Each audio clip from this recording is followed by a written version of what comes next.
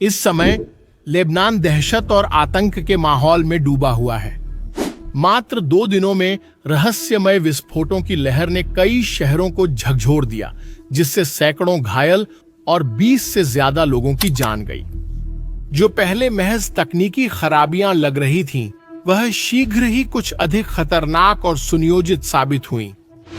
Hezbollah इस क्षेत्र के सबसे शक्तिशाली और डरावने समूहों में से एक के सदस्यों के पास मौजूद पेजर और वॉकी टॉकी समन्वित और विनाशकारी तरीके से फट गए।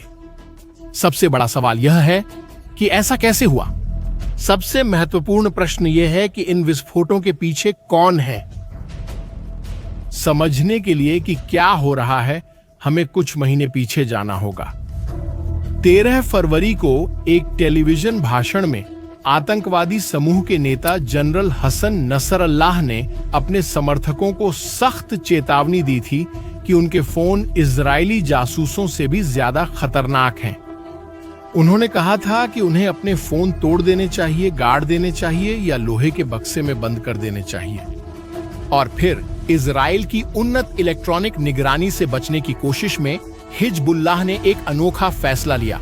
ऐसे मोबाइल फोन जिन्हें आसानी से ट्रैक किया जा सकता है, उनकी जगह पेजर और वॉकी टॉकी का इस्तेमाल करना शुरू किया, जिन्हें ज्यादा सुरक्षित माना जाता है। और इसी तरह उन्होंने समूह की विभिन्न शाखाओं के सदस्यों को पेजर बांटने का फैसला किया, लड़ाकों से लेकर उन डॉक्टरों तक जो उनकी राहत सेवाओं में काम करते हैं। परंतु यह परिवर्तन जो सदस्यों की सुरक्षा हेतु किया गया था, अंततः एक घातक जाल साबित हुआ। इतना साधारण उपकरण, जिसे हम में से कई लोग 90 के दशक की पुरानी तकनीक से जोड़ते हैं, उसे एक घातक हथियार में कैसे बदला जा सकता है। ठीक है, सबसे पहले तथ्यों पर चलते हैं। इस साल 17 सितंबर को लेबनान के अलग अलग हिस्सों में, जिसमें बेरूत के उपनगर और दक्षिण के गांव शामिल हैं, हिजबुल्लाह के सदस्यों के हजारों पेजर और वॉकी टॉकी एक साथ फट गए। अनुमान है कि कम से कम 5000 पेजरों में विस्फोटक लगाए गए थे। इन धमाकों में पहले ही दिन 2800 से ज्यादा लोग घायल हो गए और कम से कम 1 दर्जन लोगों की मौत हो गई। अगले दिन एक और ऐसा ही हमला हुआ। इस बार वॉकी टॉकी और यहां तक कि सोलर पैनल भी निशाना बने, जिससे 20 और लोगों की मौत हो गई और लगभग 450 लोग घायल हुए।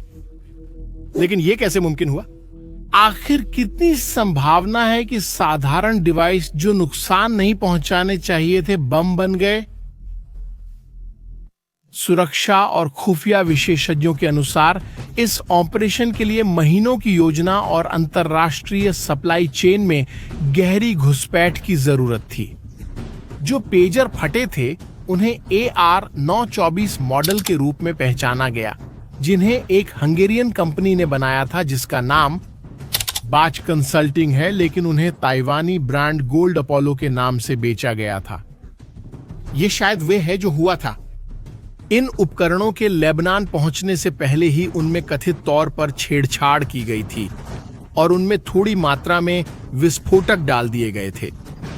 विस्फोटकों को एक विशेष संकेत मिलने पर फटने हेतु प्रोग्राम किया गया था, जो अत्यंत प्रभावशाली और दुनिया की शीर्ष खुफिया एजेंसियों के योग्य ऑपरेशन था। लेकिन आखिरकार ये विस्फोटक डाले कैसे गए? इतनी जटिल चीज को अंजाम देने की क्षमता किसके पास हो सकती है? क्या आप सबसे संभावित जवाब जानना चाहते हैं? इजराइल। गुमनाम सूत्रों के अनुसार इजराइल की खुफिया एजेंसी मोसाद इस हमले के पीछे हो सकती है, जिसने अपनी विख्यात गुप्त ऑपरेशन क्षमताओं का उपयोग किया है। मोसाद पहले भी कई गुप्त मिशनों के लिए जिम्मेदार रहा है, जैसे कि ईरानी परमाणु वैज्ञानिकों की हत्या से लेकर हिजबुल्लाह को भेजे जा रहे हथियारों की खेप को नष्ट करना। लेकिन संचार उपकरणों पर ये हमले इजराइल और हिजबुल्लाह के बीच युद्ध में एक नया और खतरनाक दौर शुरू करते हैं। खैर, यह जानकारी अभी 100% साबित नहीं हुई है, लेकिन अगर यह ऑपरेशन वाकई में मोसाद द्वारा किया गया है, तो हम वही देख रहे हैं जिसे कई विशेषज्ञ व्यक्तिगत युद्ध कह रहे हैं। अब यह केवल बड़े सैन्य ठिकानों या नेताओं पर हमलों तक सीमित नहीं रहा है। अब रोजमर्रा के किसी भी उपकरण को, चाहे वह पेजर हो, मोबाइल फोन या सोलर पैनल, एक घातक हथियार में बदला जा सकता है। लेबनान में इलेक्ट्रॉनिक उपकरणों में हुए इन विस्फोटों ने जनता में डर और चिंता पैदा कर दी है और देश की जनता की तरफ से अधिकारियों पर इन आसन्न खतरों का हल ढूंढने के लिए जबरदस्त दबाव है। इन घटनाओं के बाद लेबनान में इलेक्ट्रॉनिक उपकरणों के इस्तेमाल की सुरक्षा को लेकर इस समय चिंताएं लगातार बढ़ रही हैं। लेकिन हिजबुल्लाह अपनी पूरी खुफिया और सुरक्षा नेटवर्क के बावजूद अपनी सप्लाई चेन में इस घुसपैठ को कैसे नहीं समझ पाया। इस ऑपरेशन की परिष्कृतता ही इसका उत्तर है। रिपोर्टों के अनुसार पेजर में डाले गए विस्फोटक मात्रा में कम थे, लेकिन बेहद प्रभावशाली थे।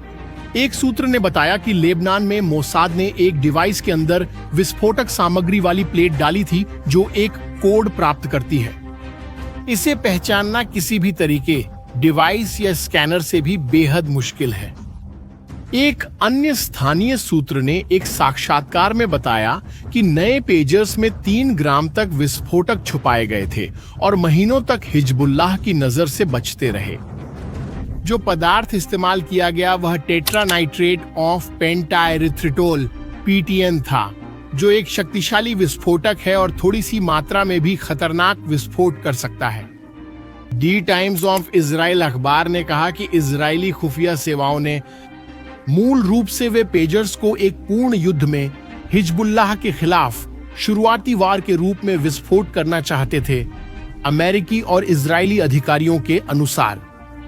परंतु जब हिजबुल्लाह के एक सदस्य को इन उपकरणों पर शक हुआ और उसने वरिष्ठों को सतर्क करने की योजना बनाई, तब उन्होंने तुरंत कार्रवाई करने का निर्णय लिया। यह ऑपरेशन काफी जटिल था, जिसके लिए उच्च स्तर की खुफिया जानकारी और योजना की जरूरत थी, जो दुनिया की कुछ ही एजेंसियों के बस की बात है। हालांकि इजराइल को असम्मित युद्ध और गुप्त अभियानों का व्यापक अनुभव है, इसलिए उसके पास निश्चित रूप से इतनी बड़ी हमले को अंजाम देने के लिए आवश्यक ज्ञान मौजूद होगा। जैसा कि आप अनुमान लगा सकते हैं, इन कार्रवाइयों के परिणाम काफी हद तक अपेक्षित है। ईरान हिजबुल्लाह का प्रमुख समर्थक ने इजराइल के खिलाफ बदला लेने का वचन दिया है। ईरानी राष्ट्रपति मसूद पेज़ेश्कियान ने जिस घटना को उन्होंने विश्वासघाती नरसंहार कहा, उसकी कड़ी निंदा की और वादा किया कि हमले के लिए जिम्मेदार लोगों को इसकी कीमत चुकानी पड़ेगी। यह क्षेत्र को इजराइल और हिजबुल्लाह के बीच एक नए सीधे टकराव के कगार पर ला देता है। ये दोनों पुराने दुश्मन हैं, जिन्होंने हाल के वर्षों में कभी-कभी एक दूसरे पर वार किए हैं, लेकिन अब वे पूरी तरह से संघर्ष के कगार पर हो सकते हैं। लेकिन क्या यह हमला केवल सीधी जवाबी कार्रवाई थी, या ये इजराइल की हिजबुल्लाह को कमजोर करने की एक बड़ी रणनीति का हिस्सा है? विश्लेषकों का मानना है कि यह हमला जिस समय हुआ वह महज संयोग नहीं था। यह हमला उस समय हुआ जब इजराइल ने एक पूर्व रक्षा मंत्री की हत्या की कोशिश को नाकाम कर दिया था, जो कथित तौर पर हिजबुल्लाह द्वारा रची गई थी। इससे यह संकेत मिलता है कि इजराइल एक स्पष्ट संदेश दे सकता है, चाहे आप कहीं भी हो, चाहे आप खुद को कितना भी सुरक्षित महसूस करें, हम आपको निशाना बना सकते हैं। और आप इस बारे में क्या सोचते हैं? कृपया अपनी टिप्पणी दें। अगर आपको यह विषय पसंद है तो हमारे व्हाट्सएप ग्रुप में जरूर जुड़ें। वहां हम सैन्य दुनिया में होने वाली सभी ताजा खबरें साझा करते हैं। लिंक डिस्क्रिप्शन में है। वीडियो पसंद आने पर लाइक करें और दोस्तों के साथ शेयर करें। हमेशा की तरह देखने के लिए धन्यवाद।